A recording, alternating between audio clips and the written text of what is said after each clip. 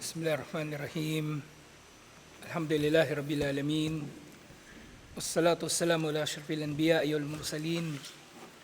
Nabiyina Muhammadin wa ala alihi wa sahbihi ajma'in. Assalamualaikum warahmatullahi wabarakatuh.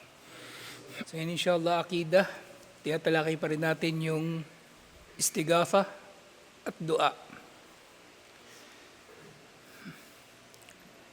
Merong iniulat si Imam at-Tabarani, sinabi niya, ano kana fi zamanin Nabi sallallahu alaihi wasallam munafikun yu'addil mu'minin. Nung panahon daw ni Propeta Muhammad sallallahu alaihi wasallam, meron daw munafik na namiminsala sa mga Muslim. At sa konteksto ng sira, tuwing nang nababanggit ang munafik, sisabi ng mga scholar, nangyari ito sa Madina. Kasi walang munafik sa Makkah. Kaya sa Makkah, kung magpapakilala kang Muslim, gulpihin ka dun, masasaktan ka. Pero sa Madina, pag nagpakilala kang Muslim, may pakinabang. Kaya sinasabi nila, ang lahat ng hadith tungkol sa mga munafik, lahat ng ito ay nangyari sa Madina. Nangyari na sa Madina, lalong-lalo na pagkatapos ng tagumpay ng mga Muslim sa Badar. At nakita yung mga Hudyo, halimbawa, ibang tribo ng mga Arabo, ng pagkakataon na makinabang sa mga Muslim, na hindi naman sila nananampalataya, pero naikinabang sila sa kung anuman ang merong kabutihan sa mga Muslim. At pangunahing katangian nga ng mga munafik, yung pamiminsala sa mga mananampalataya.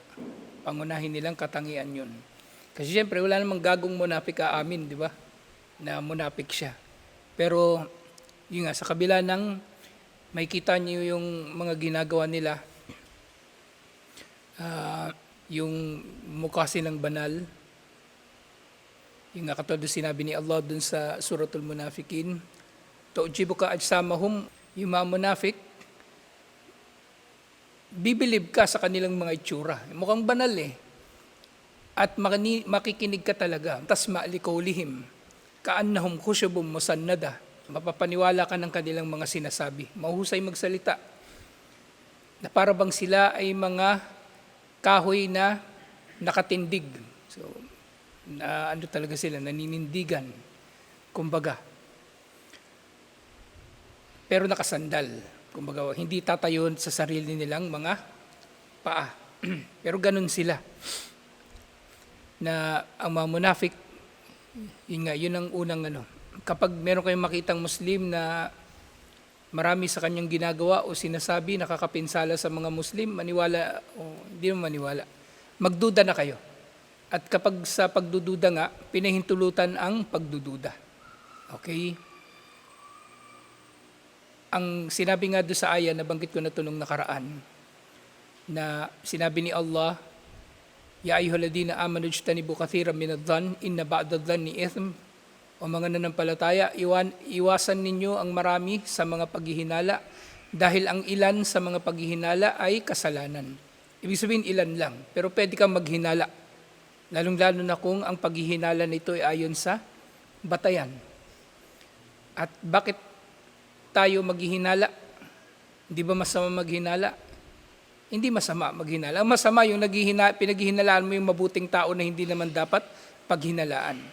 Pero pag nakikita mo na yung tao, lahat ng ginagawa niya nakakapinsala, lahat ng sasabihin niya nakakapinsala, magduda ka na sa kanyang pananampalataya na baka munafik siya at bakit tayo maghihinala para maprotektahan natin ang ating mga sarili. Para maprotektahan natin ang ating mga sarili.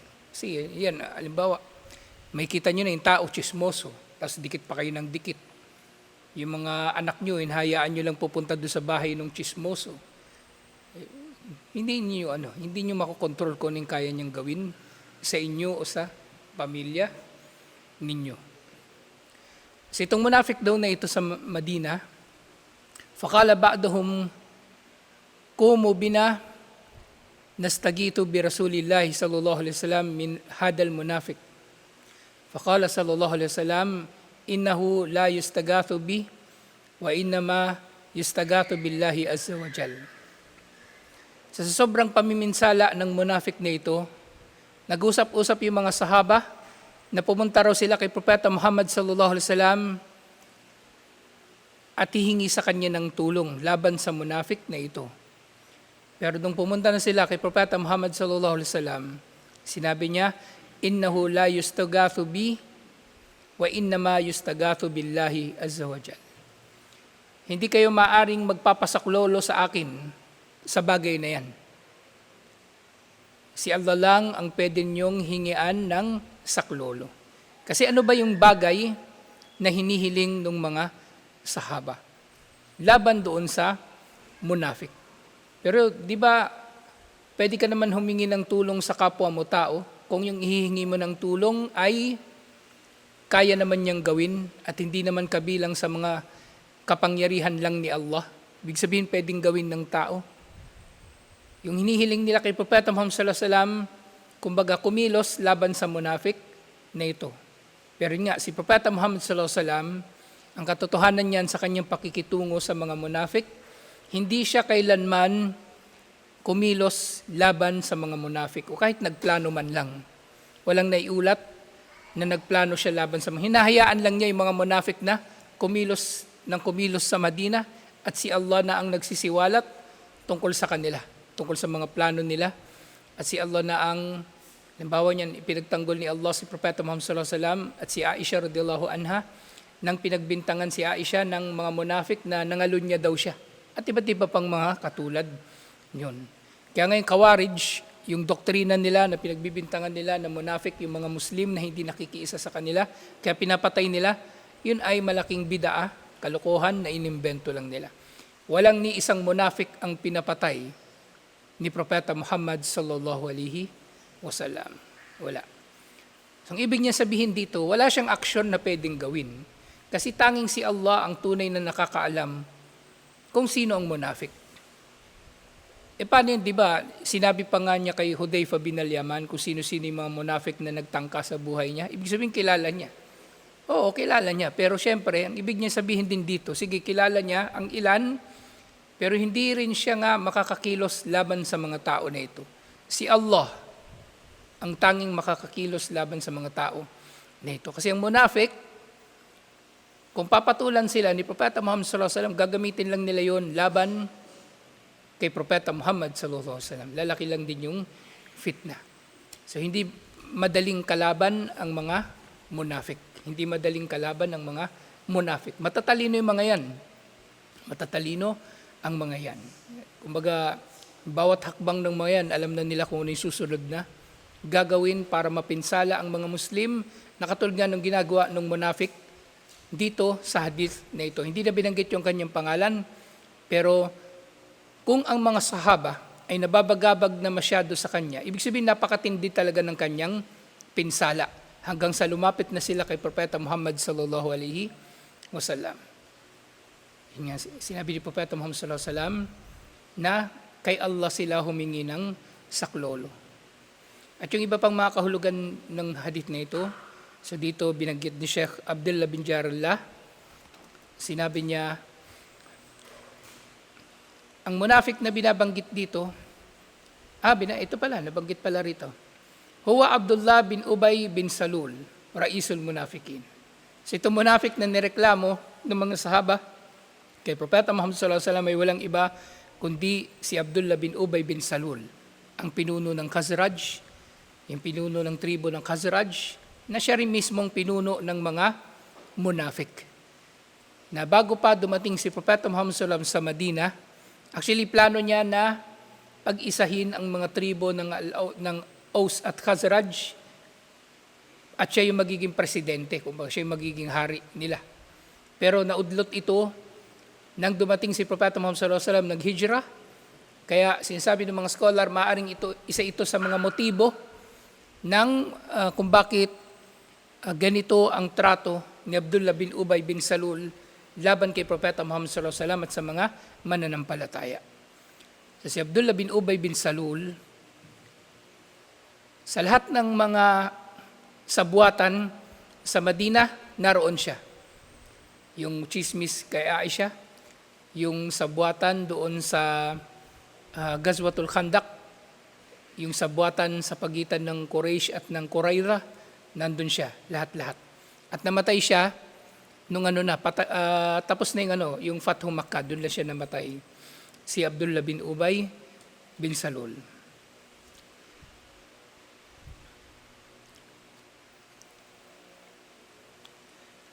Sumunod sinabi, mal maksudu bi ba'dihim fi qawlihi faqala ba'duhum. So sinabi, sino ang tinutukoy dito ng mga nagreklamo kay Propeta Muhammad sallallahu alaihi wasallam ng mga sahaba? Ay ba'di sahabati wa huwa Abu Bakr Siddiq radhiyallahu anhu. So yung nagreklamo pala mismo kay Propeta Muhammad sallallahu alaihi wasallam si Abu Bakr Siddiq radhiyallahu anhu. So tingnan niyo yung konteksto dito ha. Si Abu Bakr Siddiq radhiyallahu anhu, napakatindi ng kanyang pasensya. Pero sa tindi ng pinsala ni Abdullah bin Ubay bin Salul, nagreklamo na siya kay Propeta Muhammad sallallahu alaihi wasallam. Ibig sabihin, ganun kagago si Abdullah bin Ubay bin Salul, na kahit si Abu Bakr Siddiq radhiyallahu anhu, hindi na niya kayang pagtiisan itong si Abdullah bin Ubay bin Salul. O maaring mga hulugan din na kahit si Abu Bakr Siddiq radhiyallahu anhu, nakakatunog na siya, nakakaramdam na siya na may problema sa akida ni Abdullah bin Ubay bin Salul, o nakakakita siya ng mga paglabag ni Abdullah bin Ubay bin Salul sa akida, na imposibleng pagkakamalian ng tunay na Muslim, ng tunay na mananampalataya. Kaya siya nagdududa ng tao na ito ay munafik nga. Kaya gusto niyang magsumbong kay Propeta Muhammad sallallahu alaihi wasallam laban sa tao na ito. Ganyan din, mamana qawluhu qumu bina nastagitu bi Rasulillahi sallallahu alaihi wasallam min hadal munafiq. So anong ibig sabihin ng sinabi ni Abu Bakr Siddiq radhiyallahu anhu na ali kayo, humingi tayo ng tulong o magpasuklolo tayo kay Propeta Muhammad sallallahu alaihi wasallam laban sa munafiq na ito. Yan sinabi rito ay idhabu bina ilayhi liyasuddu anna syarra hadal munafiq li'annahu yaqdiru ala kaffi adahu imma yadrib imma bidarbin o tahdidin o qatl. Alhamdulillah, nilinaw dito ni Sheikh yung bagay na ito. So, tinawag ni Abu Bakr Siddiq radhiyallahu anhu yung mga sahaba. So, bakit kailangan pa niya ng may kasama? Pwede naman siya nalang mag-isa magsumbong, di ba? Kasi yung isusumbong nila kay Propeta Muhammad sallallahu alaihi wasallam hindi bagay na maliit. So kailangan merong mga iba pang witness. Kaya magsasama siya ng iba pa. O maaring may iba pa nga na napinsala at magrereklamo din kay Propeta Muhammad sallallahu alaihi wasallam at sabay-sabay silang magrereklamo. At ang intensyon nila doon sa istighatha, paghingi ng tulong kay Propeta Muhammad sallallahu alaihi wasallam, ay para mapigilan ni Propeta Muhammad sallallahu alaihi wasallam ang pinsala ng munafik na ito sa kanila. Kasi inaasahan nila na si Propeta Muhammad sallallahu alaihi wasallam ay may kakayanan na pigilan si Abdullah bin Ubay bin Salul sa kanyang pamiminsala sa pamagitan ng darb, literal na ibig sabihin pagpalo, halimbawa pagpataw sa kanya ng parusa, halimbawa sa chismoso. Ang chismoso, merong parusa na paglalatigo din. Yung chismoso, merong parusa ng paglalatigo. Pero yung chismis niya, ito, para, kumbaga, maging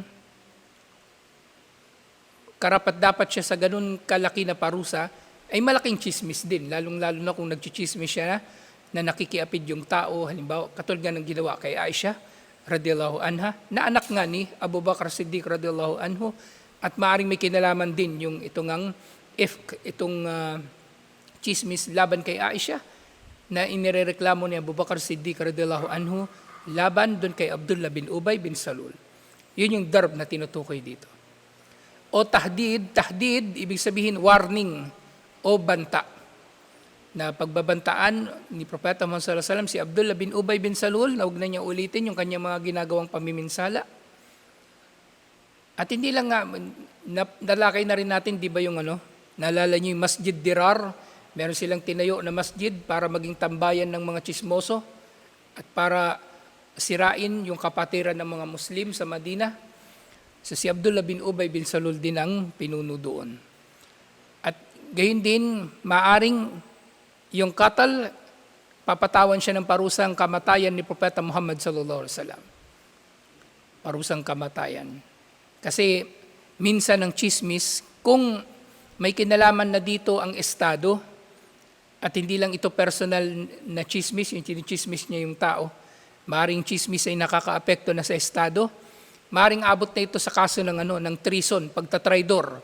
At sa lahat ng bansa, ang mga kaso na tinatawag na high treason, ito ay may parusang kamatayan. Ito ay may parusang kamatayan. Yun yung binintang ni Emilio Aguinaldo kay Apolinario Mabini. Kay Andres Bonifacio. Kaya pinatawan si Andres Bonifacio ng parusang kamatayan.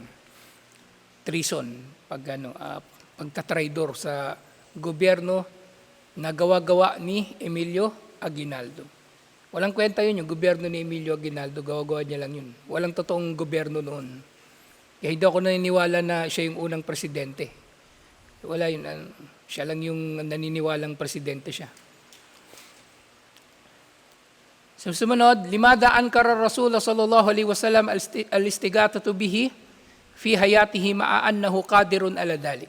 So bakit itinanggi ni Propeta Muhammad sallallahu alaihi wasallam na hihingi ng saklolo sa kanya yung mga sahaba? Lalo na si Abu Bakar Siddiq radhiyallahu anhu na pinakamatalik niyang kaibigan. Diba?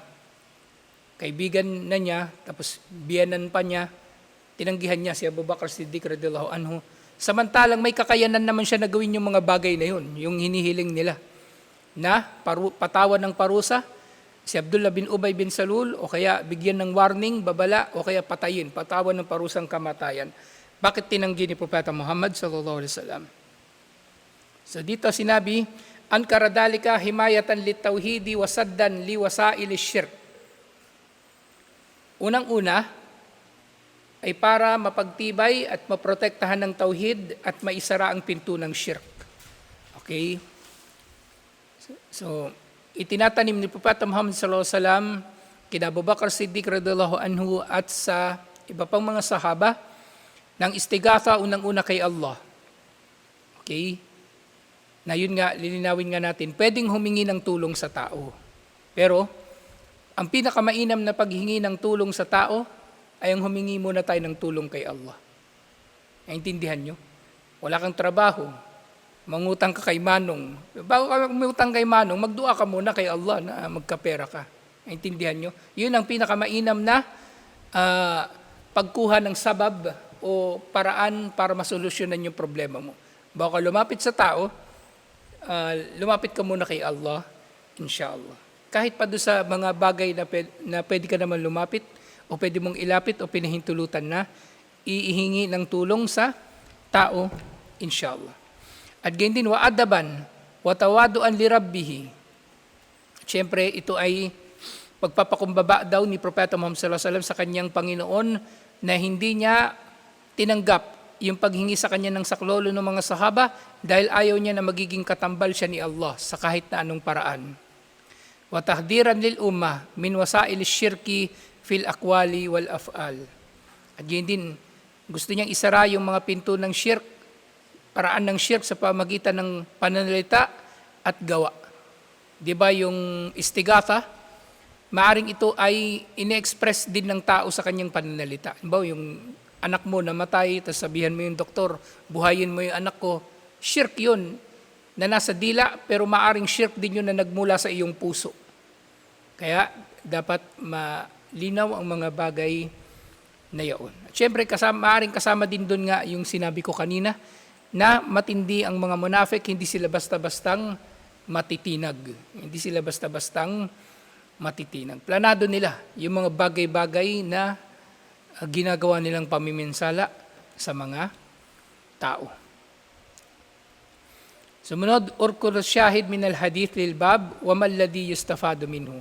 Anong kinalaman ng hadith na ito sa chapter ng pagpapasaklolo kay Allah at sa dua? At ano ang aral na makukuha dito? Sinabi, asyahidu minhu qawluhu, ang kinalaman nito ay ang sinabi ni Propeta Muhammad sallallahu alaihi wasallam, innahu la yustagathu bi wa innama yustagathu billah. Hindi ako dapat hingian ng saklolo, ang marapat na hingian lamang exclusively ng saklolo ay si Allah. Okay?